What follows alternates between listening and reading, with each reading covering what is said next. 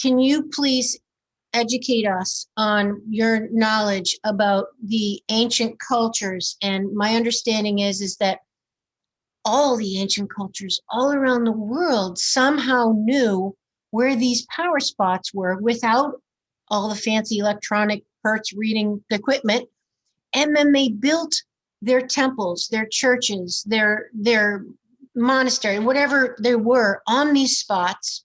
So other than reading the animals, which apparently they must have done as well, how did the ancient cultures find these power spots? How did they know to work with the planets and the stars? And can you just give us the bottom line on all that? Or is that just a huge answer? No, it's a really good question, and one that, you know, needs to be addressed. How did they know these invisible places? You know, well, I think on a few levels. On one level, if we go back to 6000 BC, then and possibly even earlier than that, in a cave drawing, painting on walls in Africa, Algiers, Africa, there's what appears to be somebody giving a dowsing lesson to somebody. Okay, so I think they were using dowsing.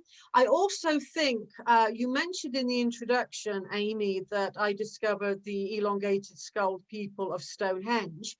Well, when I went to visit one of the skulls in a top English university to photograph, yeah, and her skull was like this. Can you imagine our skulls are like that?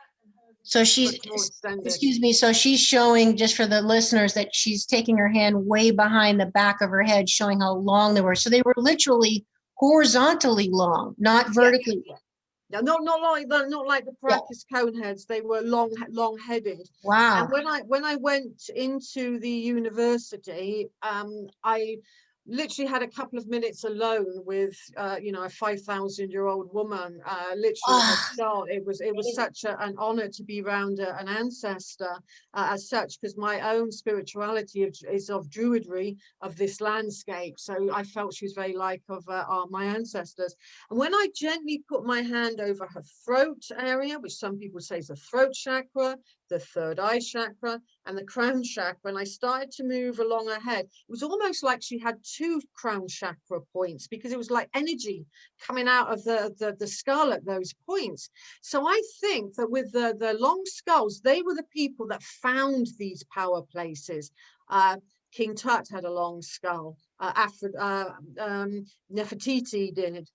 The people of Stonehenge did. And I think maybe they had extra sensory perception because they had a different shaped skull. I think also, just like you would feel at Stonehenge today, Amy, walking up to it, you're entering an energy field. So I think even without the long skulls, even without the dowsing, when one walks towards these places, you just feel the energy. Woo. So, you know, so lots of different things to find these places. And then once you enter the energy field, which surrounds an ancient site. Then when you go into the holiest of holies by the center of that site, be that in Malta, be that the King's Chamber in Egypt, be that by the altar stone at Stonehenge, you just feel your consciousness go, whoa, up. Yeah, you're in an altered state of consciousness. And that's why the Christians, they too placed their altered state of consciousness above these power centers, because they literally lift you up. Now, can you imagine at places like Avebury, which is the world's largest stone circle, that can fit up to 1,000 people in, 1,000 people collectively raising their consciousness? That's what we should aim for, like today, to reenact what our ancestors did millennia ago.